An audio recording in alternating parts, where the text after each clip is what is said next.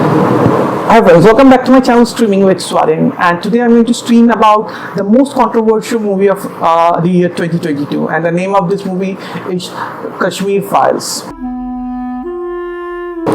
And Kashmir Files is available in Z5 OTT platform. So wherever you are, if you have Z5, you can check this movie out. This movie is right now not running in theater anymore. You can check it in OTT platform Z5. Kashmir Files is a story about the exodus or genocide.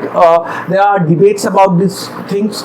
So about exodus or genocides of the Hindu Pandits from the Kashmir Valley. And that is the story. And there are lots of controversy on this movie. The controversy has even been debated on Parliament and the politicians, because this movie on Kashmir issue there are lots of blame game among political party, and this movie in a way is an extension of that blame game. It is not that this movie tells us only a story about Kashmiri Pandit, but it does blame certain political personalities and political parties for the condition of Kashmir. And also this movie does praise certain political personalities and political parties for Kashmir, Kashmir, that they are working for Kashmir. So that's the reason why this movie really became one of the most controversial movie of year 2022.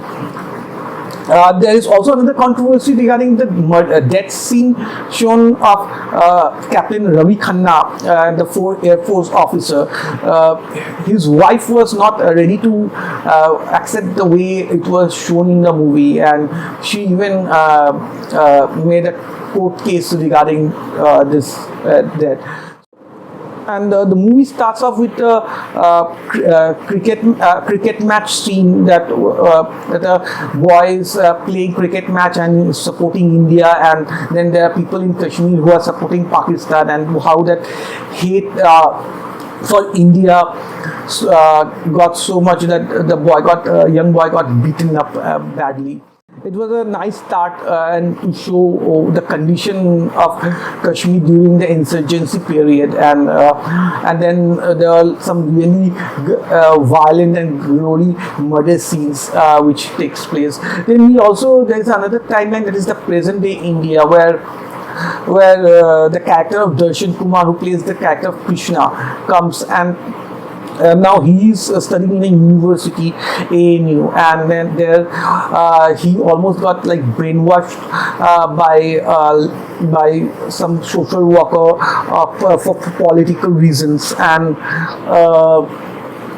that character played by Pallavi Joshi, and I thought that Pallavi Joshi really played that character really very well, and done a very good job in that character. She was really very good. They are fighting for Kashmiri people, but they have forgotten that the Kashmiri Pandits were displaced from their home, and they don't really consider them as displaced people, and so on. And that is in a way is their hypocrisy towards the Kashmir issue. And then there is a lot of drama goes on with Mithun Chakrabarti, the character of Mithun Chakrabarti, and Anupam and so on.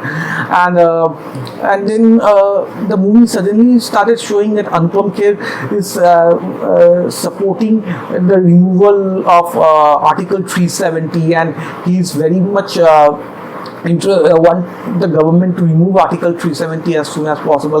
Now, Article 370, what is Article 370 and why it is important to remove Article 370 for a Kashmiri Pandits who got displaced? This is not very clear in the movie, and that is in a way is a problem. If the filmmaker is trying to show that Article 370 is a solution, then I feel that the filmmaker should have explained to us that why Article 370 need to be removed, and what is Article 370, what is the importance, why should people read about Article 370 and find out themselves, because then again that becomes a matter of debate, right? that the connection between abrogation of Article 370 and displacement of Kashmiri Pandit should have been more clearer for this movie, because a good amount of time has been spent in this movie to show that Anupam Kher writing wanting to remove Article 370, and while he died he even says that he wrote 6,000 letters to remove Article 370 in while in his deathbed. So obviously Article 370 is a very important aspect according to the filmmaker for the Kashmiri Pandits. And so what is the importance of Article 370, and that is not clear. But the filmmakers also praise the government for doing something, doing some work for Kashmiri Pandits who got displaced. Now again, what are those works, what are those things? It is not clear, it is never said. It just said that this government is doing something for, this is the only government that is doing something for the present, for the Kashmiri Pandits. But what are they doing? It is not clear. If Article 370 is the solution for Kashmiri Pandits, then after removal of Article 370, why Kashmiri Pandits have not returned back to their home? It's an obvious question that anyone may ask. Article 370 got removed 3 years back in 2019, August 5th, and till Kashmiri Pandits, not a single Kashmiri Pandits has returned to their homes who were displaced in 1990s during the insurgency. So this aspect I felt need to be clarified and need to be more clearer, which the movie does not clarify, does not clear. The movie tried to merge a lot of different incidents that happened in Kashmir, the murders, and they try to merge it in one story. And in that aspect, I think it is they did a good job, because you cannot show so many different characters in a movie. It can be a little confusing and difficult to follow up. So they just merge everything, 2-3 characters into one, and they try to do a show. And I think that is a good thing that they did. Murder scenes were really violent and extremely violent and visually very disturbing.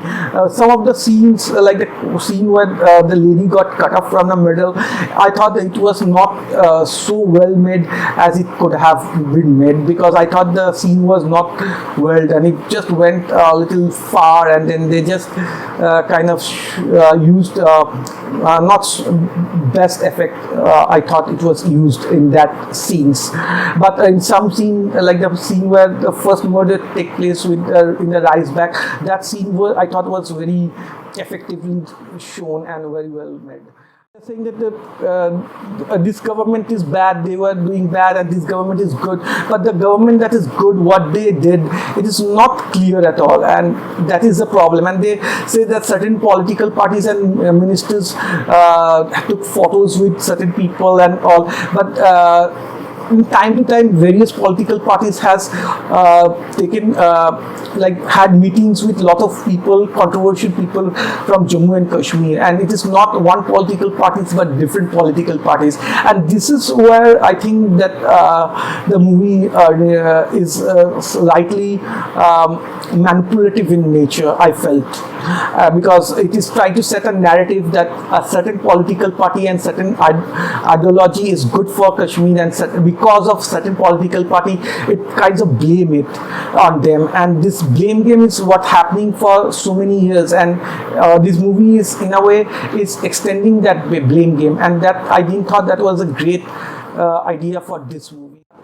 So overall, I thought this movie is good, but this movie isn't that great. The cinematography of this movie is alright. To be honest, many people were saying that the cinematography of this movie is excellent, but I didn't find anything exceptionally great about the cinematography. It is good, but not something great. The acting is really good. Anupam Kher is very good.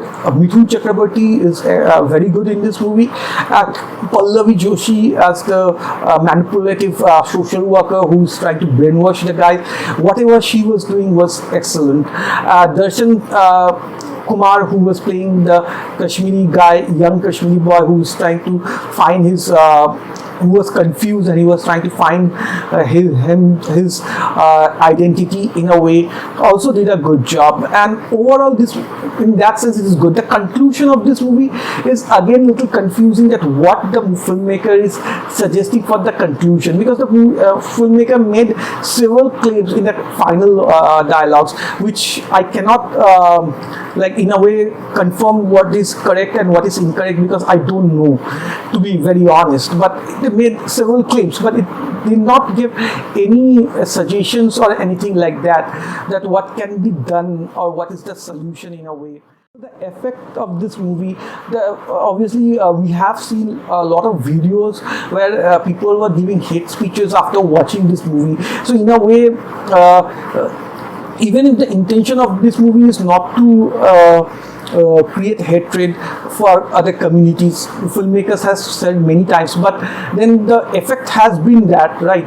So it would have been better if they had shown in a better way to avoid such things that happened after watching the movie in theater. And we saw those videos that is available in YouTube, which is very disturbing in a way. So overall, this is a movie that is in a way is an ideology and narrative of the director, which you can agree or disagree depending on your choice. Overall, this is a good movie, not a great movie, but it is a decent movie that you can watch for one time. Obviously, you cannot watch such a violent, disturbing movie more than once. It is, I don't think it is really nobody will be watching more than once at all, but it is a decent movie. You can watch it once. Overall, my rating for this movie is 6 out of 10. That is the rating I would like to give for this movie. And you guys can write down below that whether you agree with my review or you can disagree with my review. It is your choice. Whatever you think, you can write down in the comment section, and you can give me any suggestions if you want. And also hit the like button, do subscribe, keep supporting this channel. Thank you for watching this video. Be safe, take care, and peace.